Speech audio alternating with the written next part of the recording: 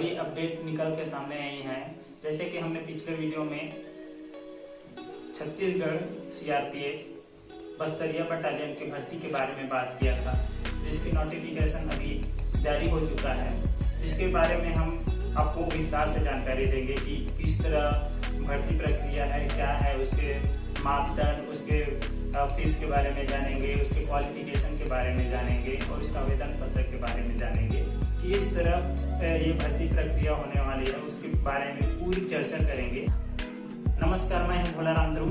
यदि आप इस चैनल में नए हो तो हमारे चैनल को लाइक और सब्सक्राइब जरूर करें। तो चलते हैं स्क्रीन पर और दिखाते हैं आपको पूरी जानकारी की क्या क्या है इसके बारे में। अब हम अपने लैपटॉप की स्क्रीन पर आ चुके हैं। जैसा कि हम बात कर रहे हैं, गृह मंत्रालय द्वारा कार्यालय पुलिस महानिरीक्षक छत्तीसगढ़ सेक्टर केंद्रीय रिजर्व पुलिस बल यानी सीआरपीएफ नया रायपुर छत्तीसगढ़ द्वारा सूचना नोटिफिकेशन जारी कर दिया गया है। हम बात कर रहे हैं छत्तीसगढ़ बस्तरिया बटालियन की। जी हाँ, सीआरपीएफ बस्तरिया बटालियन की ये नोटिफिकेशन है।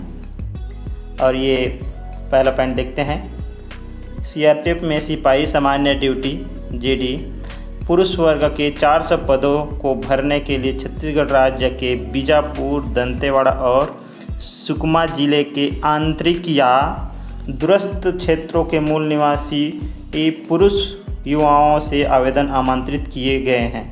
इसमें नोट करने वाली बात यह है कि इसमें सिर्फ पुरुष ही आवेदन कर सकते हैं। पॉइंट दूसरा है, भर्ती रैली का स्थान और तिथि।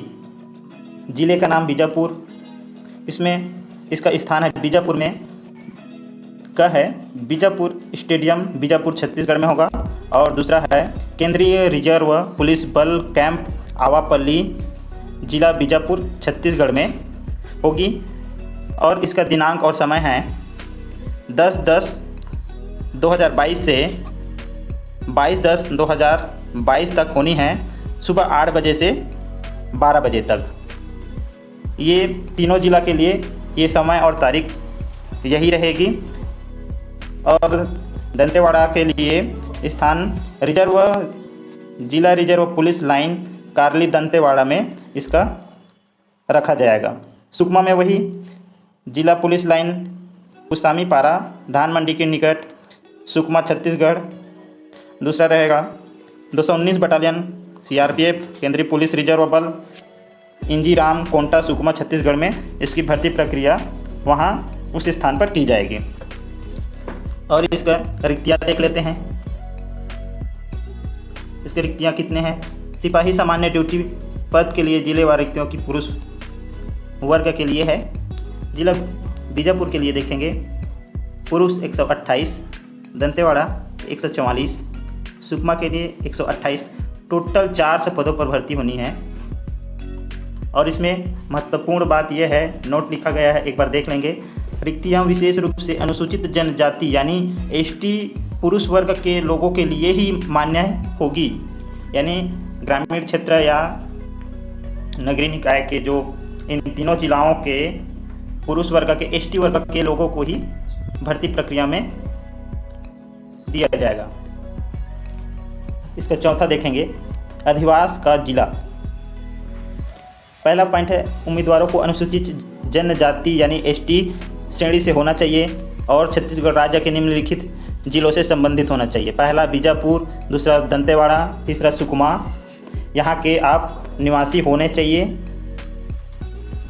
और दूसरा है, केवल उपरोक्त जिलों से संबंधित उम्मीदवारों को उनकी अधिवास स्थिति सिद्ध करने के लिए संबंधित राज्य या जिले द्वारा अधिकृत सक्षम अधिकारी द्वारा जारी वैध अधिवास प्रमाण पत्र प्रस्तुत करने पर भर्ती के लिए विचार किया जाएगा। यदि अधिवास प्रमाण पत्र उपलब्ध नहीं है तो स्थायी आवास प्रमाण पत्र पीआरसी को भी स्वीकार किया जाएगा।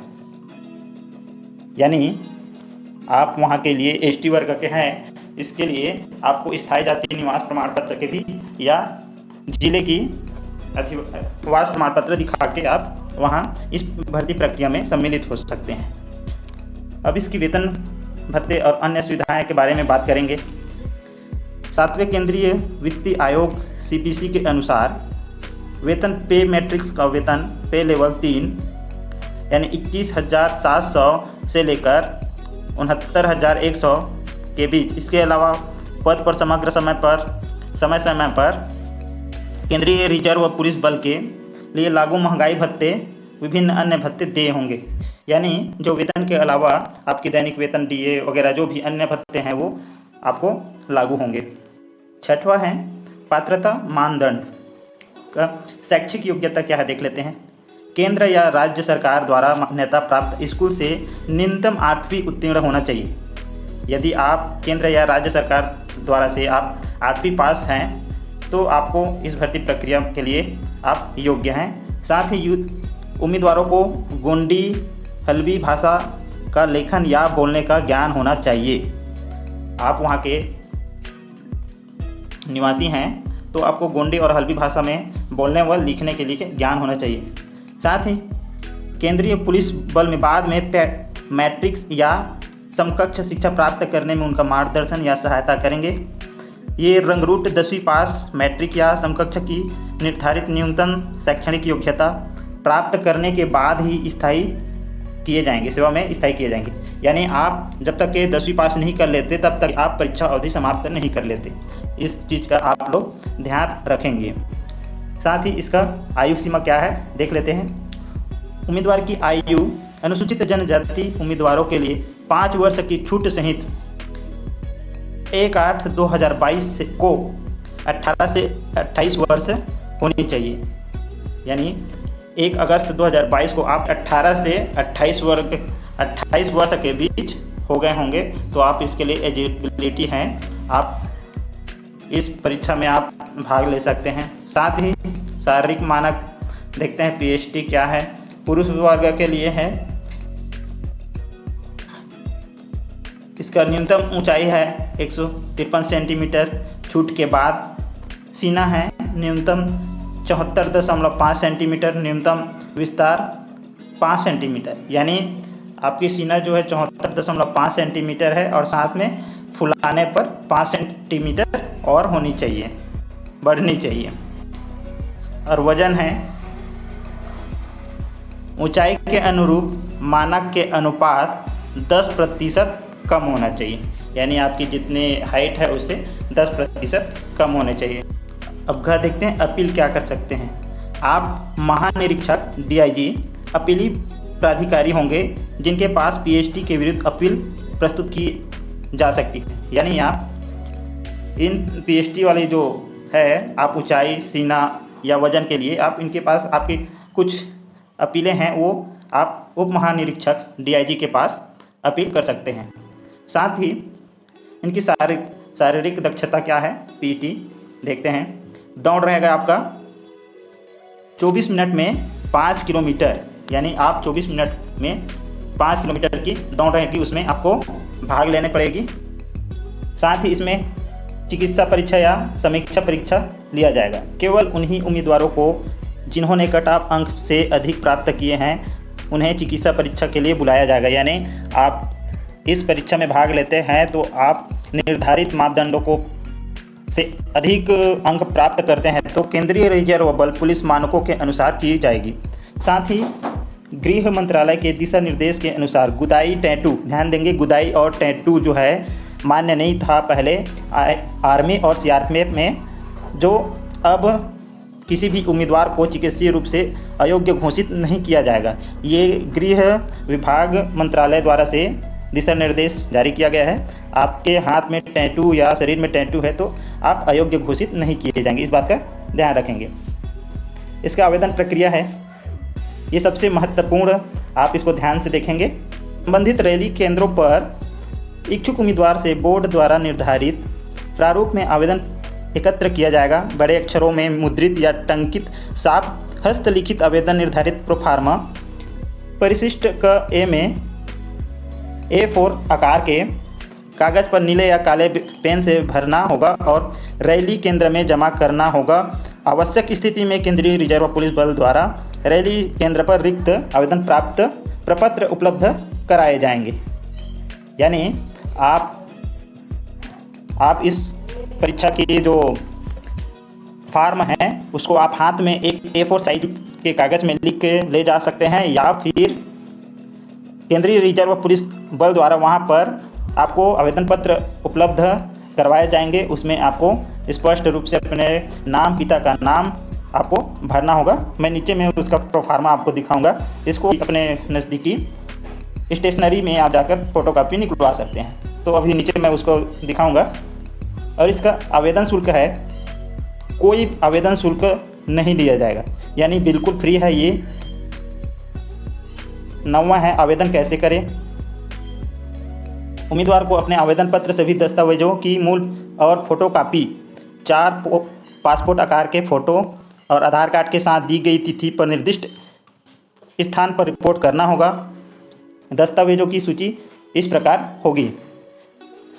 साथ में आपको क्या क्या ले जाना है इसमें दिया गया है। शैक्षणिक योग्यता प्रमाण पत्र, 8वीं या 8वीं से उससे ऊपर पढ़े हैं तो उसका सर्टिफिकेट ले जाएंगे। साथ ही जन्म तिथि के लिए आप समर्थन में आधार कार्ड या शैक्षिक प्रमाण पत्र ले जा सकते हैं।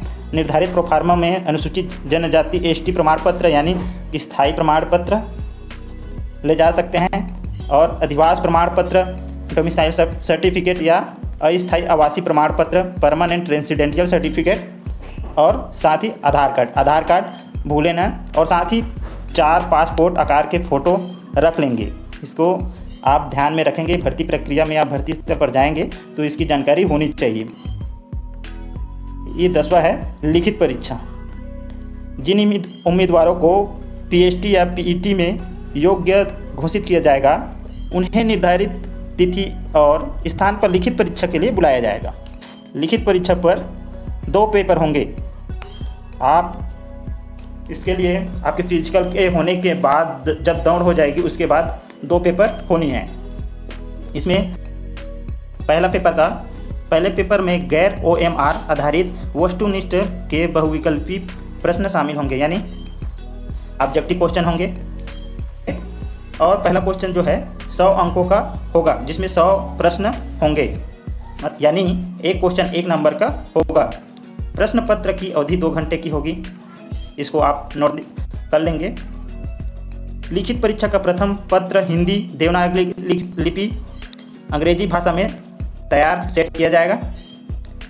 और है प्रश्न पत्र में सामान्य जागरूक, सामान्य ज्ञान क्षेत्र का, सामान्य इतिहास, संस्कृति, प्रारंभिक गणित का ज्ञान, विश्लेषणात्मक और निरीक्षण करने की क्षमता शामिल होगी। ये सब आपको पढ़ लेने हैं ताकि आप इससे वंचित न रह जाए। दूसरे पेपर में स्थानीय भाषा यानी गोंडी हल्बी भाषा के वर्णात्मक या व्यक्तिपरक प्रकार के प्रश्न लिखित या बोली जाने वाले दोनों शामिल होंगे। आप अपने वहाँ के सामान्य भाषा है गोंडी हल्बी उसमें तो पूरा होंगे ही, तो आप इस भाषा में लिखने बोलने की भी क्षमता रखते होंगे तो और भी अच्छी बातें होंगी। यदि नहीं आती है तो सीख सकते हैं। साथ ही दूसरे प्रश्न पत्र में यानी 25-25 के 2 भाग होंगे तो ये 50 अंक के हो जाएंगे। पहला गोंडी हल्बी भाषा में 5 वर्णात्मक व्यक्तिपरक प्रकार के प्रश्न शामिल होंगे। प्रत्येक प्रश्न के लिए 5 अंक होगा। साथ ही प्रश्न पत्र की अवधि 1.5 घंटे की होगी, यानी 90 मिनट की होगी। साथ ही भाग 2 में गोंडी हल्बी भाषा बोलने की मौखिक परीक्षा होगी। इसकी तैयारी आप कर लेंगे। साथ ही लिखित परीक्षा प्रश्न पत्र 2 में संबंधित जिला या जिले की स्थानीय संस्कृति, परंपराओं और स्थलाकृति आदि से संबंधित प्रश्न शामिल होंगे। इस तरह इसकी पेपर 2 होनी है। पेपर 1 में ऑब्जेक्टिव क्वेश्चन है, पेपर 2 में 25-25 अंक के 2 भाग होंगे, जिसमें पहला में गोंडी हल्बी भाषा के वर्णात्मक और व्यक्तिपरक प्रत्येक प्रश्न 5 अंक के होंगे, और ये भाग 2 में इसके गोंडी हल्बी के मौखिक परीक्षा शामिल होगी। ये लिखित होगी, ये मौखिक होगी, इसमें आप ध्यान रखेंगे। साथ ही लिखित परीक्षा का परिणाम स्थानीय समाचार पत्रों, केंद्रीय रिजर्व बल पुलिस CRPF के आधिकारिक वेबसाइट www.crpf.gov.in और प्रत्येक भर्ती रैली के केंद्र के नोटिस बोर्ड में प्रकाशित किया जाएगा। यानी आपको इस वेबसाइट को चेक करते रहना है, और नहीं तो स्थानीय समाचार पत्र को देखते रहना। 11 है वरीयता मेरिट सूची तैयार करना। अब आप इस पूरे परीक्षा को पार करने के बाद आपकी जो मेरिट सूची है वो तैयार की जाएगी। किस तरह होगी देखते हैं।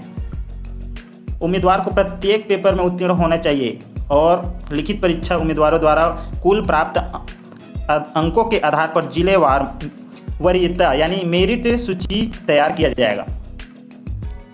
दूसरा है अंकों के बराबर होने की स्थिति में मेरिट सूची निम्नलिखित क्रम में तैयार किया जाएगा। यानी आपके दो लोगों के एक जैसे अंक प्राप्त होते हैं तो इस तरह से आपकी चयन सूची में नाम आ सकती है। आप देखेंगे कह दिया है उम्र में बड़े उम्मीदवार को वरीयता मिलेगी यानी उनको प्राथमिकता पहले दी जाएगी।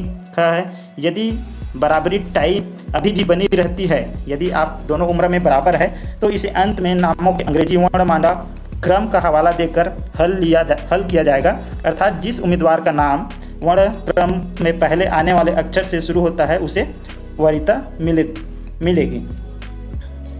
ग है उम्मीदवार को नियुक्ति वरीयता मेरिट सूची में प्राप्त करने रिक्तियों की उपलब्धता के अनुसार और उनके चरित्र पूर्ववर्ती सत्यापन के बाद ही लिया जाएगा।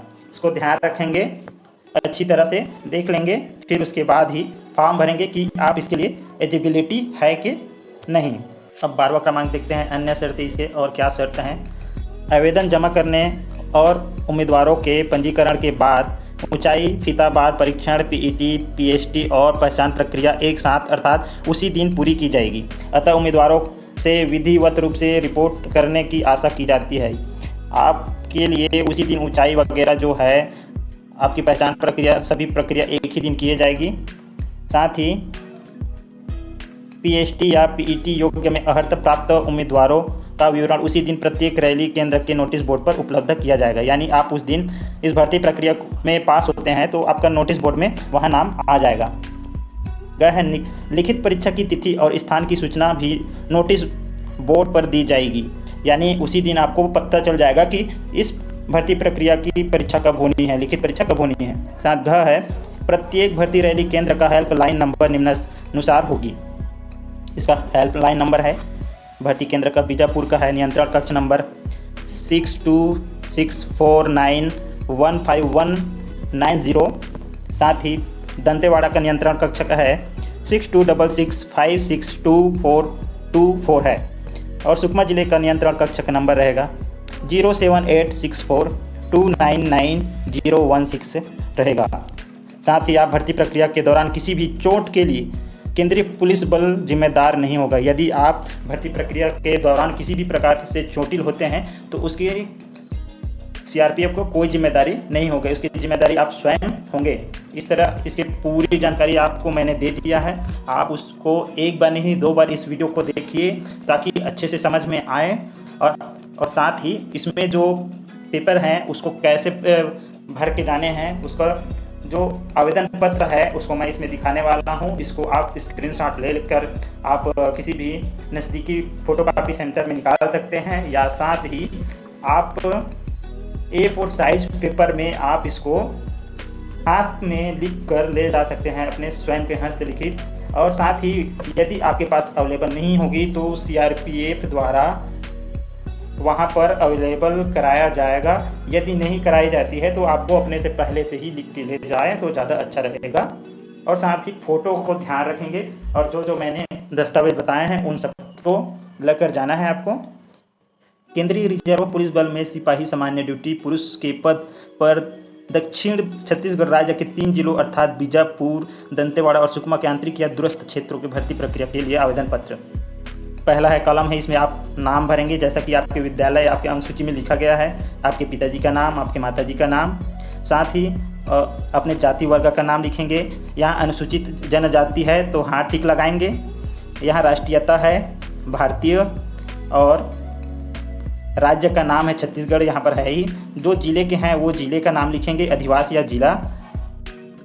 नंबर 7 है जन्मतिथि, आपका डेट ऑफ बर्थ है इसमें लिख लेंगे, दिन माह वर्ष और साथ ही 1 अगस्त 2022 की आयु की स्थिति में आप कितने वर्ष कितने महीने और कितने दिन हुए हैं उसके भर सकते हैं। स्थायी पता रहेगा आपका, डाकघर का नाम लिखेंगे, तहसील का नाम लिखेंगे, राज्य का छत्तीसगढ़ रहेगा। अपने गांव का नाम लिखेंगे, पुलिस स्टेशन का नाम लिखेंगे, ज़िला जो आप बीजापुर, दंतेवाड़ा या सुकमा ज़िले से जहां से भी रहेंगे उसका लिखेंगे। और साथ ही महत्वपूर्ण चीज़ जो है आपके पिन कोड होनी चाहिए और वर्तमान डाक का पता होना चाहिए। जैसे कि ये सेम है, आप सेम होगा तो दोनों वही चीज़ यहाँ पर लिखेंगे, या अलग अलग जगह रहते हैं उसको लिख सकते हैं। ये स्थायी जहाँ आपके मकान जहाँ आप रहते हैं और जो वर्तमान में रहते हैं वो पता लिखने की है। इसमें धर्म सही जो चिन्ह लगाए बोल रहे हैं, जैसे आप हिंदू है, मुस्लिम है, सिख, ईसाई, बौद्ध धर्म या अन्य हैं, अन्य कैटेगरी के, तो इसमें आप टिक लगाएंगे। 11 नंबर है शैक्षणिक योग्यता, इसमें भी टिक लगाने के लिए आप 8वीं पास हैं तो 8वीं के लिए टिक लगाएंगे, मैट्रिक अथवा 10वीं पास हैं तो, और 12वीं पास हैं तो, या स्नातक या स्नातकोत्तर, तो आप यहाँ पर टिक लगाएंगे। साथ ही शारीरिक मानक जो है आपकी ऊंचाई कितनी है वो यहाँ पर सेंटीमीटर में लिखेंगे। सीना की माप जो है बिना फुलाए लिखेंगे कितनी है, और साथ ही फुलाने के बाद कितना आते हैं, कितने सेंटीमीटर वो लिखेंगे। तो आपके सीना है उससे 5 मीटर ऊपर होनी चाहिए। साथ ही वज़न है आपके किलोग्राम में वज़न रहेगी, कितने किलोग्राम के हैं, और वर्तमान नौकरी का विवरण, पद और सेवा संख्या या विभाग नाम इत्यादि सहित यदि कोई है तो, या पहले से आप किसी विभाग में हैं और इस भर्ती प्रक्रिया भाग लेने के इच्छुक है तो आप इसका विवरण दे सकते हैं। क्या आप भूतपूर्व सैनिक हैं? यदि है तो हाँ टिक लगाएंगे, यदि नहीं तो नहीं। क्या आप आयु या ऊंचाई में छूट का दावा कर रहे हैं? यदि हाँ तो हाँ, नहीं तो नहीं। अब इसकी महत्वपूर्ण घोषणा मैं इतर द्वारा घोषणा करता हूं कि इस आवेदन में दिए गए सभी कथन मेरी जानकारी और विश्वास के अनुसार सत्य, पूर्ण और सही हैं। परीक्षा के पूर्व पश्चात किसी भी जानकारी मिथ्या या अथवा गलत अथवा अपात्र पाए जाने की स्थिति में मेरी उम्मीदवारी रद्द की जाएगी और भर्ती में मेरे द्वारा सभी दावे जब्त कर लिए जाएंगे। या मैं समझता हूं कि चयन बोर्ड प्रक्रिया किसी स्तर पर मुझे पीईटी या पीएचडी लिखित परीक्षा में अनुचित सावधानों का उपयोग करते हुए पाया जाता है अथवा चयन प्रक्रिया के संचालन में शासित किसी भी नियम या विनियमों का उल्लंघन किया जाता है तो चयन बोर्ड द्वारा अपने विवेकाधिकार पर मेरी उम्मीदवारी रद्द की जा सकती है अथवा स्पष्ट घोषित किया जा सकता है। ऐसे आपको घोषणा करना है। आप यहाँ पर स्थान का नाम लिखेंगे, यहाँ दिनांक लिखेंगे, अपने हस्ताक्षर करेंगे यहाँ पर, और उम्मीदवारों द्वारा हस्ताक्षरित नहीं किए जाने के आवेदन जो है, आप यदि यहाँ पर हस्ताक्षर नहीं करते हैं तो ये आवेदन पूर्ण रूप से अयोग्य माना जाएगा। साथ ही कार्यालय के ये उपयोग के लिए रहेगा, वो उनके लिए छोड़ दीजिए। रैली केंद्र का नाम, पंजीकरण संख्या और आपको अभियुक्ति वे लोग तैयार करेंगे। तो इस तरह हुई इसकी पूरी जानकारी। तो आप इसको भली भांति 1 से 2 बार इस वीडियो को देख लीजिए, और मैं इस आवेदन पत्र को अलग से लास्ट में दे दूंगा। और साथ ही आप हमारे टेलीग्राम चैनल से दूर से स्क्रीनशॉट लेकर अपने नज़दीकी कंप्यूटर सेंटर में जाके फोटोकॉपी A4 साइज में निकलवा के वहाँ अप्लाई कर सकते हैं। और मैंने आपको बताया था उस तिथि को जिसको आपको जाना है, तो 10/10 को आपको वहाँ परीक्षा स्थल पर तैयार होना है, जो सुबह 8 बजे से 12 बजे तक होनी है। 10/10/2022 से 22/10/2022 तक इस परीक्षा में भाग ले सकते हैं सभी ज़िले में। तो इसी तरह आशा करता हूं कि ये वीडियो आपके लिए बहुत ही हेल्पफुल रहा होगा, को ये वीडियो बहुत ही पसंद आया होगा। तो मैं आपसे यही रिक्वेस्ट करना चाहूँगा, ये वीडियो आप अधिक से अधिक शेयर करें, लाइक करें, सब्सक्राइब करें। मिलते हैं नेक्स्ट वीडियो पर। धन्यवाद। जय हिंद, जय भारत, जय छत्तीसगढ़।